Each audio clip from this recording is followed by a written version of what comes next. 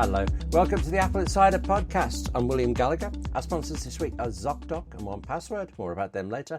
And I'm joined by Wes Hilliard, as ever, who, well, no, not as ever, because this is new, this one. He's entirely confused me by giving me a chart of the best things Apple's done during the year. There was like a grading of charts and things, and I understand A to F, but he's preceded it with S.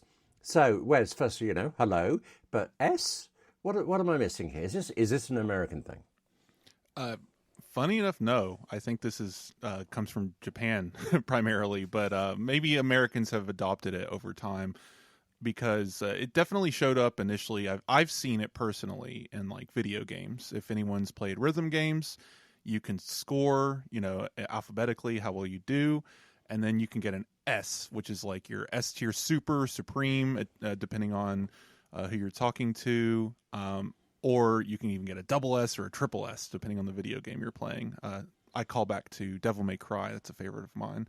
Anyone who's played that knows what I'm talking about. But yeah, it's just meant to be a tier above A. This is it's more difficult than ever to get into, and leave it to Japan to have an even higher grade, of course.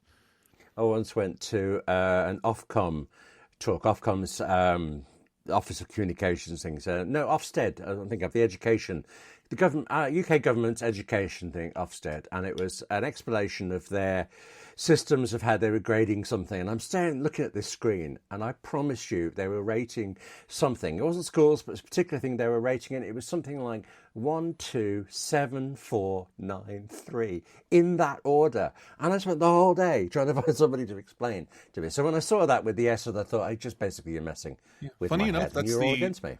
So? That's the chronological order of the Devil May Cry series. If you play them, no, I'm joking. It is something like that. I believed you. It is something like that. It's like you play 3 first, and then 1. 2 is the end, so you play 4. Anyway, I don't know why they did that. Storytelling.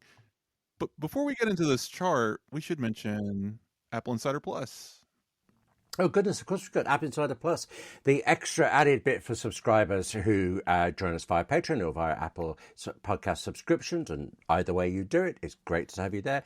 And you get, instead of the kind of news of the week with extra bits, you get all extra bits where we explore the fact that we use this technology, I think often because we have to, but also we did choose it. We do mostly really like it. And there are things beyond the news of the week that are worth discussing and examining. And sometimes maybe just because it's the time of year, we can go really far away, ridiculously far away. In fact, this time I thought we were going reasonably far away, but Wes, you had an idea to go incredibly far. In fact, is this a way that I can work in an S? We've gone S far away. What's the idea for this week's AppleInsider Plus, please? Well, I guess you'll have to listen and find out. 'Cause it's a little. Maybe I'm making it too complicated. I wanted to discuss. So, if we have an attitude towards Apple as a brand, right? We think of, all right, we're going to buy Apple products because we appreciate them. We know that they're going to work. Do we apply that anywhere else in our life? Is there brands that we specifically avoid? Has a T-shirt ever done you wrong, William? No, but I want to discuss maybe we can keep this tech. We can go a little bit further into different other brands. But is there a go-to thing? Do you only buy Nike shoes? Are you an Air Force One wearer? You'll have to find out in the after show this week. But although I can reveal now that there is one T-shirt I have that for some reason no longer fits me, and I think it's its fault rather than anything else that's going on, and I will not be persuaded out of that. Okay. Yeah, there's not enough World War II fighter pilots to terrorize these days, so they just go into closets and slowly shrink clothing. Yeah, so when I said this goes a little far away, if you're an AppleInsider Plus subscriber, you get the ad-free version as well as the extended extra, frankly, madness. But that extra madness comes at the end of the regular show. And this is the regular serious show. Yes, I'm sitting up straighter now. In fact, I've combed my hair because we need to talk serious things here, such as... We brought up the chart. We didn't discuss it. I wanted to... This mysterious chart with the SABCDF, SABCDF. Yeah. Very, very straightforward. I didn't want to go all the way. This would be the whole episode if we did. I just wanted to let you look at this chart. I modified basic Apple Guy's chart poorly. I didn't do the gradients properly. I just kind of shoved everything around in a image editing application. But wanted to kind of capture how I felt about Apple products this year and see if at a glance you can agree or disagree or challenge me on any of this. So really quick, I said that the Mac Mini, which I agreed with basic Apple Guy, was an S tier product, meaning it's just excellent all the way around, excellent redesign, product, M series chip. For me, though, I added the M4 iPad Pro and Magic Keyboard redesign. A tier products. So any problems there so far? I would say for you, you're not going to agree with me on iPad stuff, right? I'm surprised to say I am. I mean, I think there's an issue of price for things, Yes. and that's stopping me doing it. But as a product and things, I would still say the Mac Mini is the best thing of the year. But the M4 iPad Pro, I do think is a gorgeous thing that I secretly lust after. So no, I'm with you on that. Those two, both of those. Yeah, so this one's the controversial one, not so much for the iPhone. I of course, love my iPhone 16 Pro Max and the cameras. So that's A tier for me. Not quite S. I feel like the camera control could be a little bit better, more well thought out. Maybe we'll see that in a future software or hardware iteration. But there's things that can be done, as always, to improve these devices. Apple Vision Pro, for me, is A tier, which I believe is controversial because I think it's either you love it or you hate it. And the people who own it pretty much love it. Maybe it's buyers, people who actually spent the money are deluding themselves to convince themselves that it was worth it. I don't know. But for me personally, I really do enjoy it. But even you are using it less than you did at the start, aren't you? Just out of time. I just don't have time. I don't even have time. I barely played a video game. I'm like, there's like 17 video games I want to play. Like, I don't even know when I would fit Vision Pro into my life, let alone anything else these days. But I use this thing whenever I can. I'm wearing it right now. And I hope to wear it more as Apple does more. I'm actually writing a little bit about that. We'll get into that later.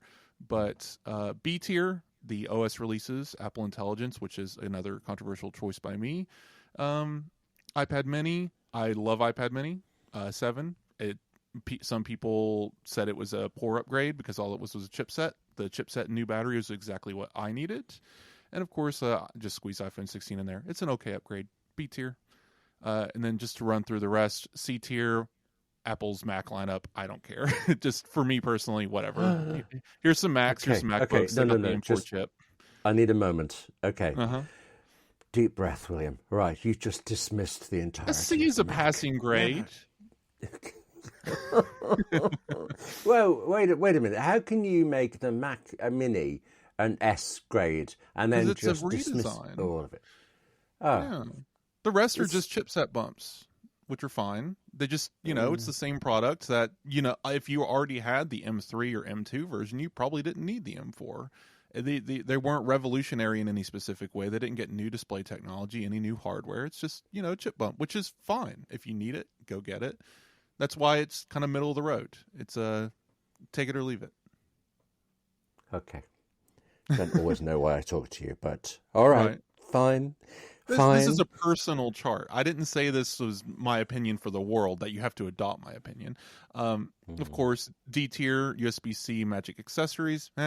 I still have my Lightning ones. I don't know. I might buy a C one if I get bored. Yeah. And then all the way at F tier, AirPods Max with USB-C. What utter garbage. Absolute failure. Every time the AirPods Max comes up, you hate it more. It's like, how low can you go with the AirPods Max? They're fine. I know they haven't been updated, but even you will eventually admit that they sound good, don't they? So this would be a good segue before we get to TikTok, just to tease it further. I did write a 4 years later review of the AirPods Max, stating how much I love these headphones. I love them. Okay, listen, is this a cry for help? No. The way you're for it and you're so against it at the same time? No? You can hold two opposing opinions, William. We have very complex brains. So I love the AirPods Max for the fact that they are great, powerful, in the Apple ecosystem features, amazing sound, amazing bass, great for movies and video, spatial audio, all of that, excellent. but the upgrade Apple gave us this year was an expletive that I will not say, because it's just 4 years and we could have gotten so much more, and they gave us the short end of the stick. And USB-C, cool. I would very happily have another universal charger and get rid of Lightning completely from my setup. I get it, but that is not enough. And right now, writing this review, read it. The AirPods Pro 2 match the AirPods Max almost on beat for beat, except for bass and certain use cases. Like, I would prefer to listen to music on the AirPods Pro, which is a weird thing to say, considering AirPods Max are over-the-ear, huge, heavy bass, like, lovely headphones. But honestly, they're better for movies and entertainment, and for, like, Apple Vision Pro spatial video viewing, that kind of stuff. Apple could have done so much more. Where did you put AirPods Pro 2 in your list? They didn't release this year. Oh, of course they didn't. No, you're right. I bought a new set this year. So, okay. Funny, just after I bought it, and I resisted for a long time because my old pair had gone horribly wrong and I couldn't get them repaired and all this stuff. And it felt like an awful lot of money for something I thought I maybe wouldn't be using a lot. And then they were on sale and I did buy them. And they are great walking around. Shortly afterwards, I found I was trying to edit something and I found I didn't like AirPods Pro for editing audio. I switched back to some Sony over-the-ear wired headphones that I like for that stuff. So a bit of me is thinking that was a lot of money, but walking around my kitchen, cooking away, taking phone calls, playing music, listening to podcasts, I love my AirPods Pro too. AirPods Pro, honestly, if I just gave it a place in the lineup year after year, the AirPods I have in my pocket are S tier. They are just part of my life, and they are attached to me, just like the Apple Watch in a way. So honestly, S tier, just they sound great. They are so easy to access. I can take phone calls without having to hold my giant phone to my head. Like, there's just so many reasons to love AirPods, not to mention the new health features. So just to make it on the chart, it is new this year because of the health features. Yeah, AirPods Pro 2 with hearing health features, S tier, absolutely. But do you do the nodding of your head, shaking of your head thing when calls come through? It's never come up. I've done. I have an Apple Watch. I mean, I suppose if there was a situation, like it feels like you'd have to be in a very, very perfect situation where your hands are full, you're carrying groceries in, you have AirPods in your ears, and you get a phone call you don't want to answer at the same time, and you can shake your head. But even then, you'd have to be have to be surrounded by people you don't want to hear talking. I don't know, like, you can just say out loud, don't hang up or whatever. So sure, it's just not a feature that's come up for me in my life. I was thinking I didn't say to you what my tiers of S of all this stuff would be, but I didn't really make notes during yours, so I'm just going to go with I mostly agree with you, except you're totally wrong about the Mac. Does that seem fair? Yeah. No, I mean, for you, if I was writing a chart for you, I'd say you'd put most of the Macs in A or B tier, depending on which one you liked more. But like I said, passing grade. Like they did fine. M4 chip is great. M4 Max is really amazing. But these are not products for me. But yeah, moving down the AirPods list, I did write about AirPods Max, and I wanted to kind of use that as a segue to talk about Apple Vision Pro, of course. You wanted to talk about Apple Vision Pro? Okay. Haven't you said everything? You've covered everything. We know it all. I live Vision Pro vicariously through you. And how do you feel about sharks? Can't say I've thought about them a lot, not since I saw Jaws. They haven't come up. Yeah. No? You don't want to go diving off of an island and go swimming with tiger sharks? It's not really on the top of my list. No, but... well, now you can. In the comfort of your home in Apple Vision okay, Pro. Right. So now I can, and I might want to. Okay, well, sorry, there's an Apple Vision Pro Shark Week kind of thing. It's part of the the Apple Vision Pro immersive video series, Wild. Episode 3 is Sharks. And by far my favorite episode. My goodness. I've just really cool seeing, like, I don't really do a lot of shark stuff personally. I find them fascinating, but I don't like watch Shark Week, so I don't really see a lot of them in the wild or how they interact with humans outside of scary cage, whatever. But this was just a totally different tonal shift. It was these beautiful creatures swimming around in the water, and these humans just kind of batting them on the nose and telling them, "No, don't bite me, eat this fish." And it was fun. It was really nice, and I recommend everyone go watch it if you can. Okay, but how long is it? Because I had the impression that Apple Vision Pro experiences or videos or whatever you can call them tend to be rather short. Usually, yeah. I think if I recall, it's 8 to 10 minutes, like the usual length of these short programs.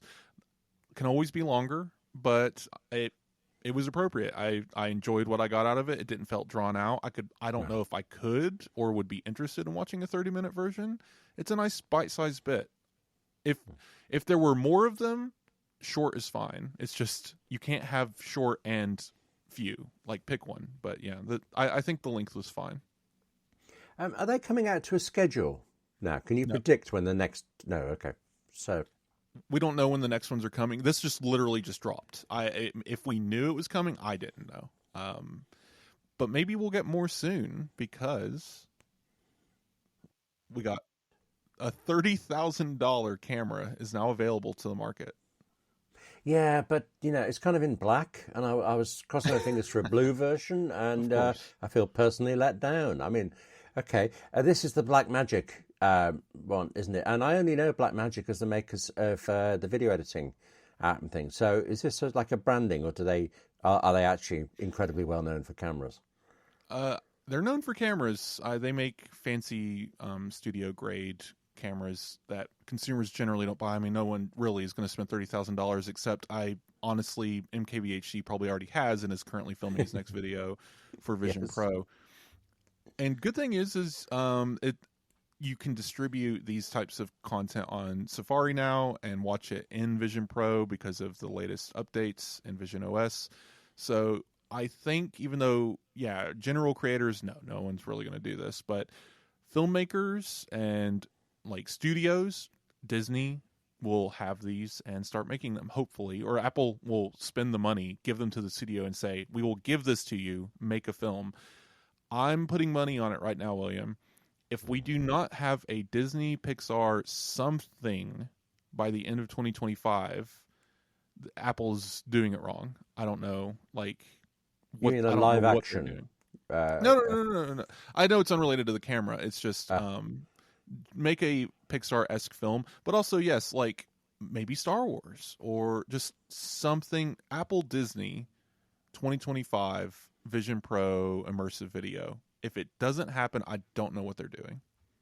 There was a story last year, maybe even the year before, that all Apple TV Plus shows were being shot in spatial video. And most of the producers are going, what? Nobody told us. What's going on? So you knew this wasn't real, but would you want slow horses in spatial video? Well, No. yeah, actually, I think I've just talked myself into that. I'd watch anything of that show.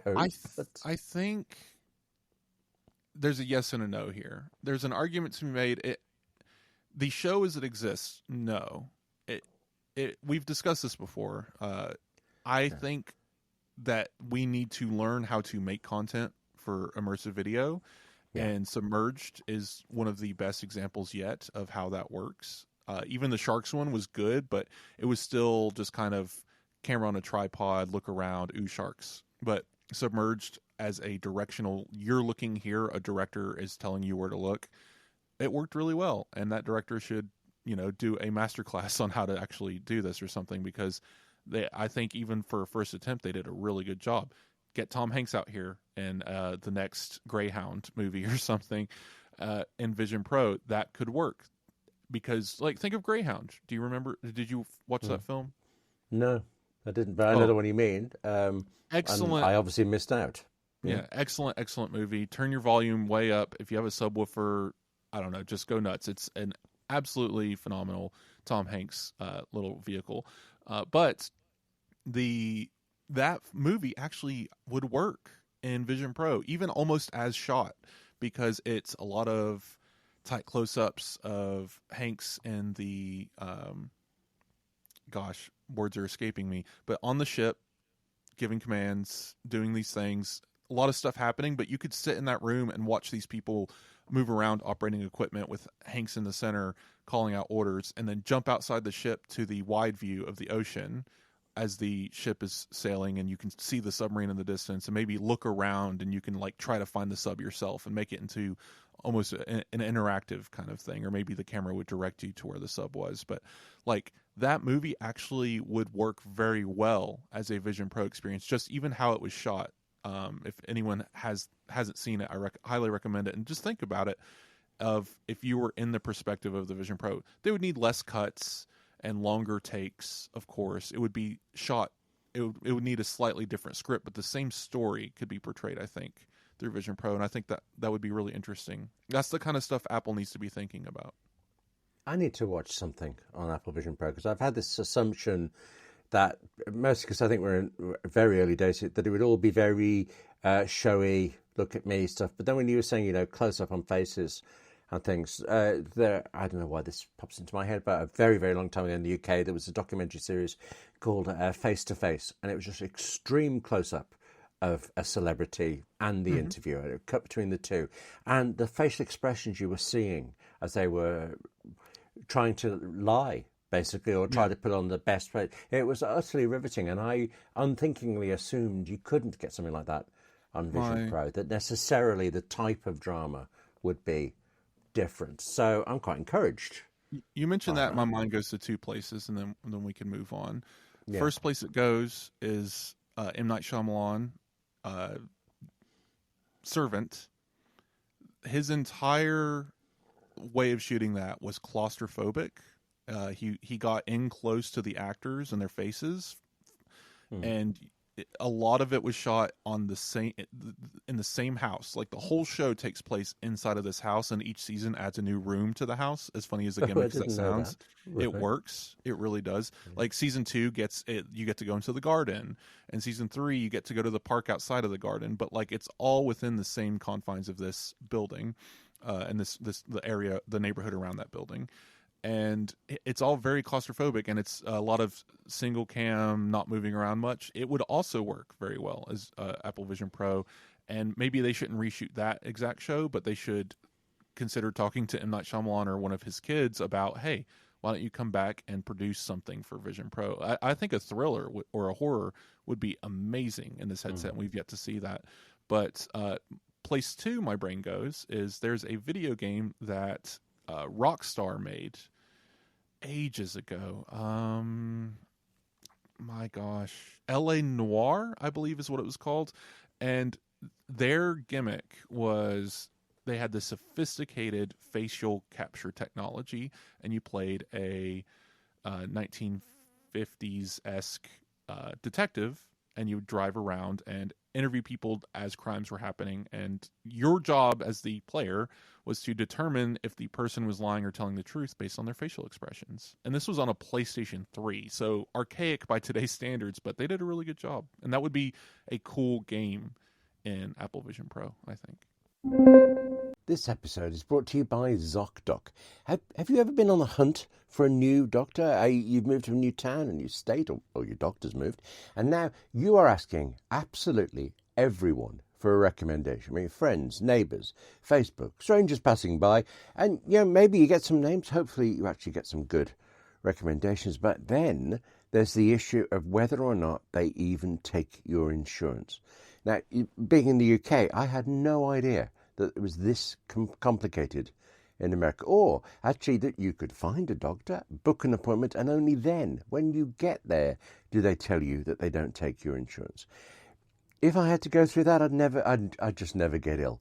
But since that's not really a practical solution, if I were in the US, I would be using ZocDoc. It's a free app and service where you find doctors, you book appointments online, and your insurance is accepted. Before you go near a doctor, because you take a photo of your insurance card, and ZocDoc only shows you doctors who will accept your insurance. There's no doubt, there's no delay, it's automatic. ZocDoc will not waste your time showing you doctors you can't use.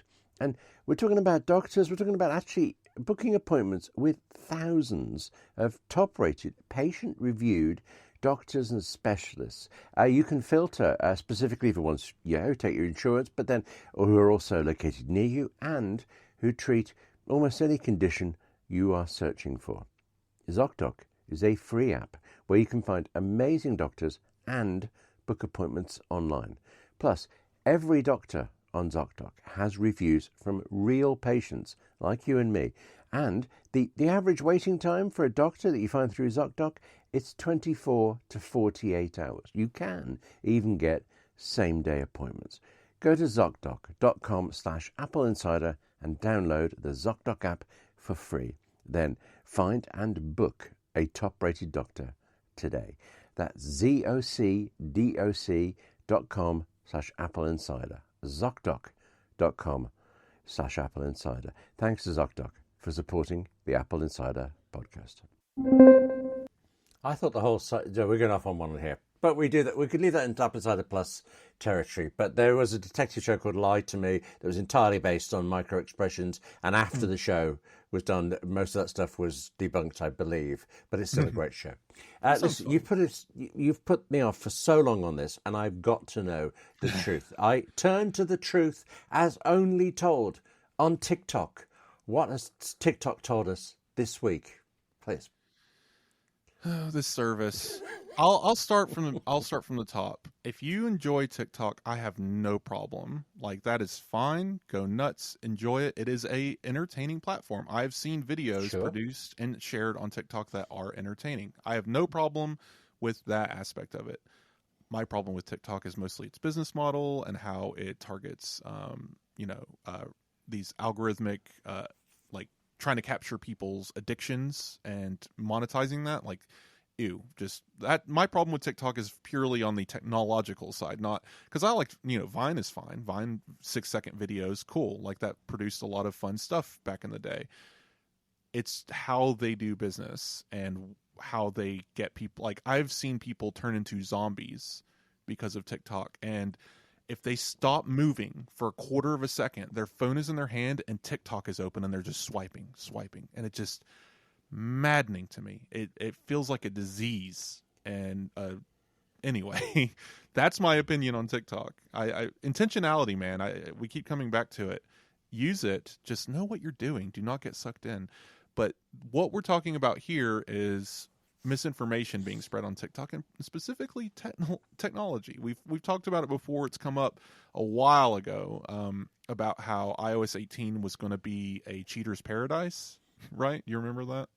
Cheater's paradise. Oh, sorry. Do you know, because you're saying it, I'm thinking game cheating levels. You mean adultery and stuff Yes. like that? Yeah, because obviously an iOS update would in some way enable that. Yes. Okay. Yeah.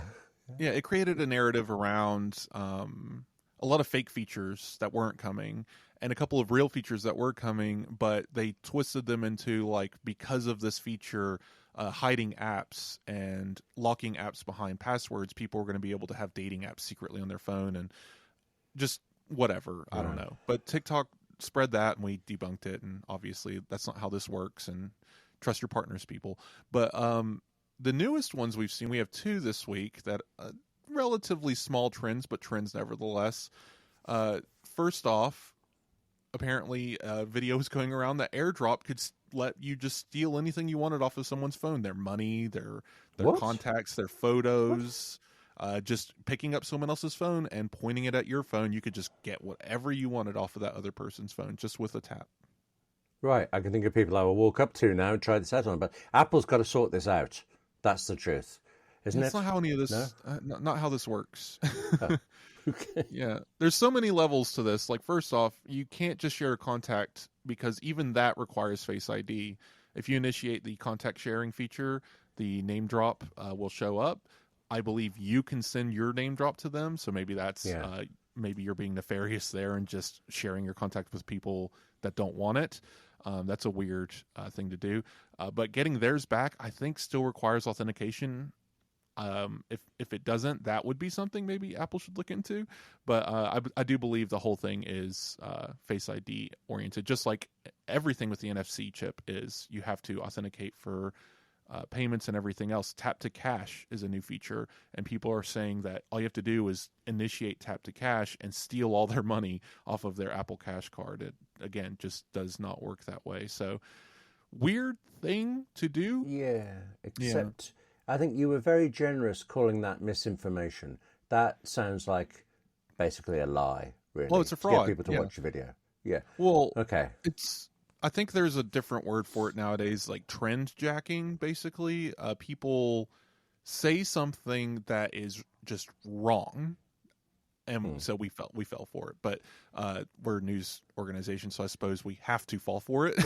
But the idea is they say something so outlandish, so dangerous, so bad that it gets people to react to it, to comment on it, to share it, and say, look how wrong this person is. And then they trend more because of the wrong information, and then they can turn around and turn that into monetization, which again, just this platform is hot garbage. But yeah, whatever. It's such a silly thing. Anyone who listens to this show would know instantly that this is fraud, but maybe don't give them the time of day is my answer to that. Just you're right. Like we're doing now. I shouldn't have asked this. I take it. No, this is kind of the conundrum. Do we talk about it, or I don't know. We're supposed to be educating people, so I suppose we have to talk about it. Say this is what happens.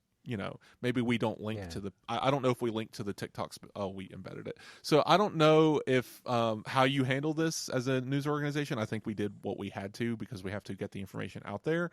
But again, as a human being, an individual, don't clip this and share it and post about it. Maybe screenshot it. Don't give them a link to it. Just say, hey, this is going around and it's wrong. But don't give them the attention that they're asking for. Which is also what happened with the second story. There's more. Sorry. Oh yeah. Okay. 2 people are wrong on TikTok. I'm finding this hard to believe. What's the other one? The what? Yes. Okay. All right. No, tell you what. Don't tell me. Apple is invading my privacy in some way. No, I've got nothing. What? Oh, that was last week where they told you to turn off everything that Siri can do because it's stealing your information and training AI. That was a real thing last week. No, this one is if someone picks up your phone and looks at it, and you have photos of them on your phone, the Photos widget will feature their photo, so you will always know who was the last one to look at their phone. Okay, right. Let me try to take that one apart. And why? And a little bit of how, but also when. Let's cover all of them. Maybe, really. Okay. This is one of those situations where it's like, guys, did you know that when you open the refrigerator door, the light turns on, but you don't see it happen? It's a coincidence. It's basically the photo they have of this person happened to be the featured widget, and they probably saw it one time, did no research, and then made a video about it and went viral, which sounds about right. This is what happens in 2024. So, someone I am happy to allow to pick up my phone is presumably someone I know. It's not unsurprising that I have photographs of them. And that they would pop up in my what's the thing called, the memory? I think photos, memories. So right, so I don't know. I'm not built for the TikTok world. I couldn't have thought of that. I tried thinking of that and I couldn't. My only problem with TikTok is that every time I've tried to use it, it's offered me some really quite disturbing first videos. Like, what does it think I'm into here? So it's it genuinely put me off going further to explore the things that I imagine are good at that. But again, I'm not against TikTok. I've even considered downloading it just as a research tool to see what people are talking about, to utilize myself, to share, here's my desk, here's what I'm doing today. Getting into, because I'm trying personal blogging and more Apple Insider stuff. I could use, there's ways to use TikTok. I could use it, and yes. I've considered it. And this is not to say I will never use it. There's a future me that could use TikTok. my hate for it is not, again, about the platform and what it offers, the content it offers. That can be informational, it can be useful, and I don't even hate the users that use it. I hate what it does to people when they're not paying attention. And maybe me saying it out loud, maybe next time you pick up TikTok and you're like, oh, 45 minutes just went by, what was I doing? Maybe that'll help you get some intentionality back in your life. But that's what I hate. I hate seeing my family members feeling like they can't stand in line at the grocery store without swiping through 10 videos that are useless and provide nothing for them other than five seconds. To disagree, because I used the word intentionality last week, and I've been using it ever since, and I completely agree with you, and I get it. But if I'm in the grocery store, I'm not using TikTok, but I'm checking news feeds, I'm reading a book, listening to a podcast. So it's just a different thing. I'll check my phone if I'm standing in line, but also it's okay to sometimes allow yourself to be bored. Look around, look at the people, look at what's on the shelves. Maybe don't pick up that stupid magazine, but like sometimes just let yourself be bored. That's all I'm saying. But I think a lot of people are about to get really bored because we're still talking about a potential ban going in effect. Well, I was going to say, actually, there's a solution for you. Destroy TikTok. Take it away for the good of all mankind, or at least that part of mankind that's in continental USA. You don't feel that's a heavy-handed solution at all? I don't think TikTok needs to be banned.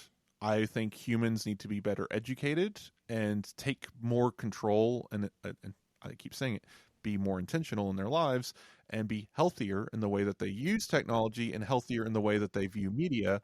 This spreads to Netflix and other things. Just be better. But banning TikTok is not the solution. But they're not banning it for the reasons that I'm bringing up. They're banning it because there's a bunch of people and government who is afraid of China and thinks that everything from it is here to harm us or steal our information, whatever. They're what is it? Xenophobes is the word. That they're doing terrible things to just be aggressors, I suppose. And we're in a weird place in our country right now because the administration that is going out has continued the ban that was started by the idea of the ban started in the previous administration, Donald Trump, and went through and got denied, and it came back and it got denied, and it keeps going through these cycles because the people who want it to be banned have never left power. They're still in Congress. Those people never go anywhere. So the people who want to get rid of it are still there, and it carried over into the current administration, Biden, and they continue to carry it out like, well, they're bringing up good points. Maybe we should get rid of it. It's a national security concern. Maybe it needs to be owned by a U.S. company, whatever. I'm not going to debate whether they're correct or not. I still don't think a ban is the right answer, but they continued that process. And now here we are. January 19th is the final day for them to divest from a Chinese company into an American company in order to prevent getting banned. And then inauguration of the returning president, Donald Trump, is on January 20th. So he could very quickly swear in, walk off the stage, and sign a document saying TikTok is no longer getting banned. We don't know if he's going to do that. As is his usual capacity, he's given very mixed messages on TikTok. He really likes that it's full of his supporters, but he really doesn't like that it's from China. So we don't know what's going to happen. I think before we go too far down a political line there, can we just... I'm not trying to be political. If everyone listening, I am not trying to be political here.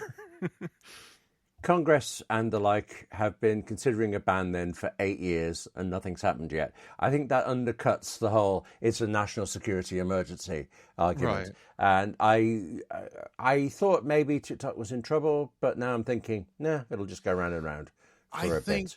I think the incoming administration will not ban it because they would be happier with brownie points with the people and the voters than getting rid of it because it's only 2 more years until another congressional vote, and all the angry ex-TikTok users could vote everyone out of office that decided to ban this. So maybe it just won't happen. I'm just saying we're in this weird space. I wanted to bring it up on the show because we're talking about TikTok. I don't know what's going to happen. I don't think a ban is necessary. Maybe some kind of regulation is necessary. This is why I wanted to talk about it, and I think you agree with me. It's not Yes. that TikTok is from China and that's the problem. It's that these companies, these social media companies, are taking too much and asking too much and have too much of our information. Do the same thing to Facebook or Meta. They should not be gathering. If there is a national security risk in the United States, it is Meta right now, and how much information they have. Allegedly. Let's just throw in allegedly there. This episode is brought to you by 1Password. Now, I'm used to thinking of 1Password as my personal password manager on account of that's exactly what it is. I can still remember my wife showing it to me on her iPhone. It must be more than 10 years ago now, and how I immediately went from wondering why you'd want this to installing it on my own iPhone's homepage, and it has never budged since. But 1Password has expanded in that time hugely. It still keeps my details safe, everything from credit card numbers and software serial numbers to important documents and passwords. Yet in the last year, 2 charities I work for have taken it on company-wide, and there are teams and there are family versions of 1Password. Yet it goes further. This episode of the Apple Insider Podcast is specifically brought to you by what's called 1Password Extended Access Management. It's for firms whose teams use unmanaged devices, for firms that employ contractors, and where workers use shadow IT apps that help them get their work done, but which are not controlled, maybe not even reported, and therefore are certainly a security risk. 1Password Extended Access Management is a security solution to all of this. It ensures that every user credential is strong and protected, every device is known and healthy, and every app is visible. 1Password Extended Access Management solves the problems traditional IAM and MDM can't touch. It's security for the way we work today, and it's available now to companies with Okta and Microsoft Entra, and it's in beta for Google Workspace users. Check it out yourself at 1password.com/AppleInsiderPodcast. That's 1Password, the digit 1, 1Password.com/AppleInsiderPodcast. And thanks to 1Password for supporting the Apple Insider Podcast. I'm rather glad you took us to this point, because I wanted to get to this point as well, because I've been writing about this. Well, can I say this? I actually wrote about this a couple of weeks ago, and it didn't get published until now. The EU was about to make an announcement to do with interoperability and the need for, basically for Apple, I suppose officially everybody, but really it's Apple, to play nice with everyone. And for some reason, it was all delayed and things. So finally it came out this week, and so therefore we were able to write about Apple's response. But Apple's response has kicked off all sorts of things, because what the EU says it wants is for companies like Apple to work better with other companies to allow rivals access to the technology. Things like the NFC technology in the iPhone shouldn't be confined to Apple Pay, should be allowed to others. And I think there are arguments both sides on there, but Apple's point is yes, except some of these rivals are really trying it on. And they singled out Meta. They published a list of all the things Meta has asked, not really permission, but has told Apple it would like to be interoperable about. And you look at the list, and Apple's stance is, what has this got to do with Facebook? What has this got to do with MetaQuest? And it doesn't. There's so many things there that are just like land grab more than anything else. Mm-hmm. And Apple's stance is, this is what happens if you force us to open it up. You create problems for everybody else. Now, Meta's point of view is actually, they would say that, wouldn't they? And I don't know if Apple's going to respond to the response and things, but it's left with the usual thing that we've had so many times. Apple accuses somebody like Meta of privacy issues. Meta doesn't actually deny it, but deflects back as much as we can, and we go round and round and round. And I don't know that an end result is even in sight. If the end result is that the EU tempers its laws in some way, great, but will they? I don't know. We're still waiting to hear what happens with some of the more ridiculous EU rules to do with geolocation on apps and things like that. Right. I am very, very pro-EU, but there are certain things they're doing like that which just demonstrate a lack of practical awareness. And I think this is another one. And I think Apple is trying to put a spotlight on that, and Meta is trying to dim the spotlight a bit, or maybe point it somewhere else. I feel I should say end rant now about this. Have I got this wrong? Do you disagree with me? No, I mean, it's just this. It's honestly these big corporations playing the petulant child who doesn't get their way. Yeah. And Meta is taking the place of Epic in this kind of argument. Epic's thankfully taken the backstage because I think, well, maybe we'll see. I'm sure they'll have something next week to say, but because they've almost gotten everything they wanted anyway. And Epic and Spotify really convinced the EU that Apple is a problem, and they've thankfully taken a back seat while the EU wreaks havoc on Apple's ecosystem, I suppose. And now Meta is stepping in saying, but we want our way too. And their way isn't, oh, we want control of the App Store, we want to install our own apps. They'd love that too. But their way is, we want every drop of conceivable information about every customer that we have on the planet. In order to do that, we need to be able to dig into the operating system and see everything everyone does ever, period. We want to know their contacts, their purchase history, which cards they have on Apple Pay, the games that they're playing and how long they play them for. They would like to know which dating apps you're using and how often you're using them. They want to know everything about you in every conceivable way, just so they can show you worse and worse ads filled with AI garbage, apparently, because that seems to be their MO lately. And I just don't know what Meta's doing. I don't anymore. They were Facebook, the social media company. Then they changed names to Meta. The metaverse failed, but they kept the name. And they're an advertising company again, but they don't have enough data, even after harvesting the entire internet's information. And they're still throwing spats about, oh no, Apple, turned on a privacy control. And even Meta's response to this situation was, Apple's just hiding behind their valiant act of privacy in order to maintain monopoly control of their platforms. Give me a break, honestly. I should say, in the past, Mark Zuckerberg has made the argument that Apple is being glib by doing all this privacy thing, that in fact Facebook is the champion of the underdog, that usual stuff, because it has a service that anyone can use. They don't have to pay for it. They don't have to be rich, he said. And the only way that's possible is through advertising. But then Tim Cook was talking at a European conference on privacy, and he pointed out that for decades, advertising has worked very, very well without being able to scrape all of this data. I'm okay with billboards. Places. I'm okay with passing a billboard saying, hey, did you try this new denture cream? That doesn't affect me.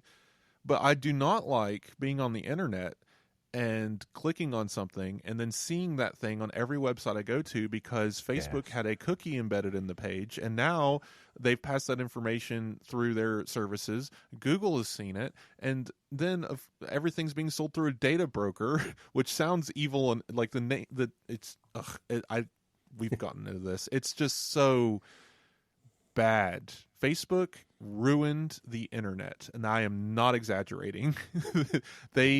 Their business practices and what led to Google's AdSense, I put them both in the same bucket. I know I'm talking about Facebook and Google in the same turn of phrase because they're both doing it. They want the world's data to, quote unquote, advertise as much as accurately as they can. Their ads are garbage. It's all weird things and women's underwear. I don't understand what I see anymore on the internet half the time, and that's why content blockers and ad blockers have gotten so prevalent, because it's bad. They're bad at it, and that's why I like going to websites. Our website actually does a pretty good job with advertising. I think it keeps it to a minimum, and you can get to the content. You're reading the article, and you're not being inundated with, please sign up for this and do that and email and all that, and then here's 15% off your next pair of underwear, and it's just like, I came here to read an article, please.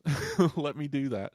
And I'm happy to see when blogs just have a paid sponsor in the corner, or maybe they do a paid article. That stuff works. It makes sense. When I open a YouTube page, and other than YouTube's ads, because they're, again, hot garbage, but if they talk about a product in the middle of it, or a podcast mentions something that they like, It works. It makes sense. Those are billboards. That's what I'm talking about. Those are billboards. They're not targeting you, but these things that Facebook and Google are saying is how they monetize the internet, how they make their money. I think it's wrong, and I don't think we should be doing it that way. Maybe this is like BBC News training here, but given I was so strident about anti-Facebook, anti-Meta stuff at the start, I feel there is one point I should make that you can argue is in their defense, which is Apple is very reluctant to pass on useful information. So if you are a developer of an app or a publisher of a magazine or something, it's incredibly hard, if at all possible, to get any information about your customers if they bought it through the Apple News Store, if they bought it through the App Store or something like that. Right. Apple blocks developers do it. I mean, I think it does it less than it did before, but it's still not as open as other vendors, other platforms would be. And I get that is a frustration for developers and publishers, of course. I get the argument that it helps preserve some of the privacy for the reader or the user, but Apple appears to be using that information, and that's a bit that seems wrong to me. So I agree. They're not saints on this. No. And that, like we've talked about this before. Apple does some dirty things too, but they're also not Meta. Like, and I'm not directing this at you specifically, William. That you brought up a good point, but I think this gets back to whataboutisms and it's impossible to talk about something without someone stepping into the room. But did you think about this first? It's like we're talking about this. Like, yes, and again, that wasn't directed at you. It's just this is what I hear on the internet a lot. And yes, Apple does have some weird dirty business practices. They're not a perfect company. They have a lot of money for a reason. They strong arm the competition. They do sometimes abuse their position in the market, and they need to be regulated just like everyone else. I wish the regulators knew what they were doing better, right? This is what I was talking about earlier. You can hold multiple opposing opinions. It's okay. we are complex people. We have brains. We can use them. I think the EU has proven that it is not fully understanding what it's asking for on multiple bases and way overstepping its boundaries. And you know what, William? I have a proposition for you. Okay. It's a while since I've been propositioned, but okay, I'm up for it. Yes. I think that we need a regulating board that regulates the regulating board, because the EU has abused their monopoly power of government, and they need to let the government be contributed to by more than just their government. You know what I mean? Maybe a checks and balances system. Have you heard of democracy? I'm joking. No, but seriously, I think this is one of those things where they really need people who know what they're talking about advising them. You would assume that they do, but the way that they write these laws and what they're asking for appears that they don't, or maybe they do and they ignore them and they just write the laws because they want them to act a certain way anyway. Hard to say. You should put out the EU is a collection of 27 member states, so you would have thought there'd be checks and balances in there. Yes. But you're saying who watches the watchers for it. Again, let's give the EU a lot of credit here. They are enacting laws when so many other places in the world have not managed to do it. So, they're getting things done. And I think the intention is good. They are intending to help their members. It's just, you're right, there is across not just the EU, but here in the UK, certainly at times in the US, there are times when technology is so pervasive. I mean, it's in everything. So naturally it crosses all sorts of laws. But there are so many laws where it is quite shockingly apparent that the lawmakers do not understand what they're talking about. And you would hope that maybe their staff do, but still things get through and become law that are surprising. I mean, I said bad things, so I'll say a nice thing. I applaud them for their efforts in certain places. Like, I love the fact that their regulations have led to things like Delta existing on the App Store. I love that because of them and even the U.S. government's attention to these monopoly states and their practices on their businesses has led to now we can have Patreon links for supporters and benefits. Delta just implemented that in a recent update. Oh, That's I didn't know that. cool. That's good. Yeah. That's really cool. These kinds of things should be available. Apple should allow competition. I am not a big fan of the idea of alternate app stores because I think it leads to a lot of other issues. But I do believe that Apple should be a better steward of its app store and providing access. So people make the argument of Apple needs to open up and give access to these private APIs. Funny enough, it does eventually a lot of times. What's a private API 3 years ago becomes a public API. It's like they're dog fooding it. But how do you do it without doing it publicly? But they release something and people are mad that they don't have access to it, so they go to the lawyers, I suppose. Do you know, I had not thought about that, of course. So how many times have we seen a feature be Apple exclusive and then spread out to developers? Yeah, we just all need patience. I think we're in a weird space right now. I'll conclude. I think we're in a weird space right now with these governments and regulations and what the EU is doing, what the US is doing, and even Australia. It's coming to a head in a good way. We need these trials, tribulations, these growing pains, because I think it will end up in the end getting to a point of equilibrium where the regulations will work in consumers' favor and benefit everyone as a whole, and the companies will survive. It's just they're betting big and then pulling back, and that's annoying to a lot of us because we're seeing what if they do try to force Facebook into your iPhone, right? Like, that's nasty, and I hope Apple wins that argument. But because of that, other things can step forward and seem more reasonable, and that's where we are right now, and I think we just all have to be a little bit more patient. So would you say that it'll all shake out in the end? Will it shake out in the end in time for the iPhone 17 range? Yeah? No? Yeah? No. This is a decade in the making, I think. We're going to be talking about this for a while. But the iPhone 17, right? I mean, revolutionary changes, possibly, with completely different cameras or completely the same cameras and things. You're the camera guy. What's going on with the iPhone 17 and the iPhone 17 Slim and the iPhone 17 Thick and all these cameras? I think this is the first time anybody's ever said the iPhone 17 Thick. You heard it here first and possibly last. Okay. But news this week about cameras. Yeah. Yeah. Fill you me have in. to spell thick with 2 C's. That's an old. Yes. I'm such an old man. No. So this is silly. I don't know. An unreliable source said, "Hey, the iPhone's going to switch to a bar with 3 cameras across the top." Was this an unreliable source on TikTok by any chance? No, I think I'm not going to put a name to it because I don't remember who it was, but I just remember it not being particularly a good source. But now this week, of course, someone else is saying that's not true. Yeah, that was never true. Apple isn't going to do a radical redesign of the iPhone 17. The only device in that lineup that will be different is the iPhone 17 Slim with its single camera setup. We'll see what happens with that. It's not a redesign, it's a new product. The rest of the lineup is going to be basically the iPhone 16 lineup, just new internals, better cameras, same thing that we've gotten multiple times before. Do you remember when the iPhone added a second and third camera? Yeah. Because I can't. Well, we had one camera through the iPhone. Let's see. Yeah, you see, it blurs, doesn't it? Well, iPhone 10 had 2, and the iPhone 7, I think it was the iPhone 7 with computational photography, we got portrait mode and two lenses on the Pro phone.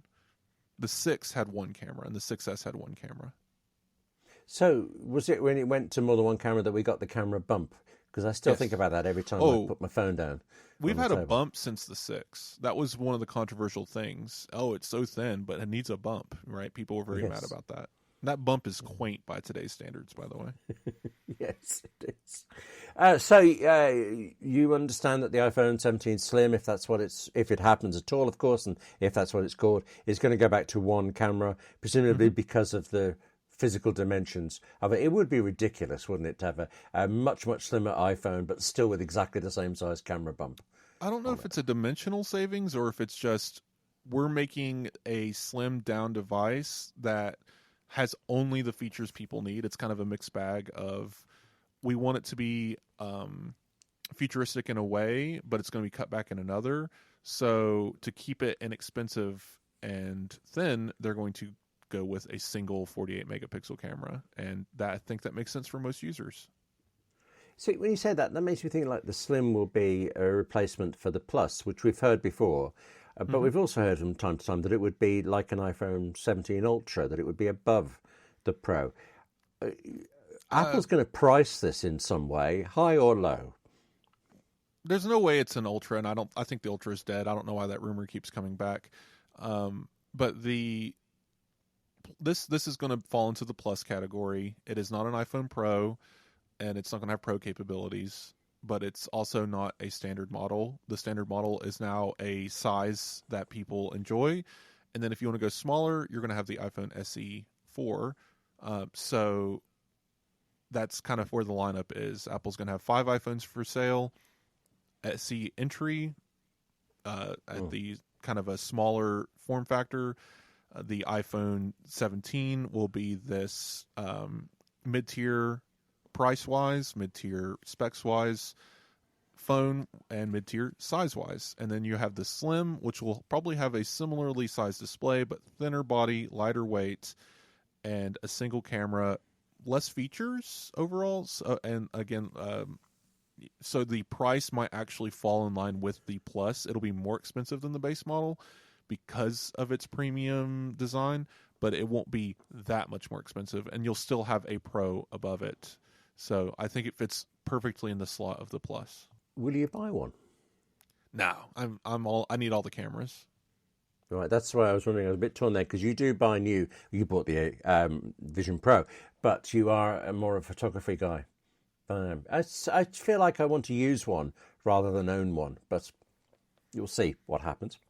I'm still in the. I've been forced to think about my setups and how they're evolving, because we are spoilers writing. Each of us are writing about our desk setups and gear that we use and our just general tech lives and how we work at Apple Insider. Those pieces are, I think, going up over the holiday break. But it's forcing me to think about my technologies and devices and can I eliminate anything, or can I manipulate this to be different? And honestly, I'm happy where I am now, and I think a lot depends on Apple's future technology decisions. I've mentioned before, if there was an iPad mini with OLED and M-series chip and cellular, I could probably replace almost everything in my lineup with just that iPad mini if it had Stage Manager to an external display and could like show itself inside of the Vision Pro. It would just be this ultimate little computer. They're not making that, but I don't know. I'm happy having these multitude of devices and each one serving a specific purpose. But I'm also okay with shrinking down and focusing on getting less devices in my life. But right now they're just not set up that way. There isn't an availability for that. Maybe when we can fold a phone or an iPad, that will change. Well, it's so funny you should mention that, because apart from the fact that I don't want to admit I have to tidy my office before I can write my version of that feature, there is the rumour. I'm very ambivalent about rumours. There's actually a little bit of me that would rather not know anything, so there's a nice surprise when it all comes out.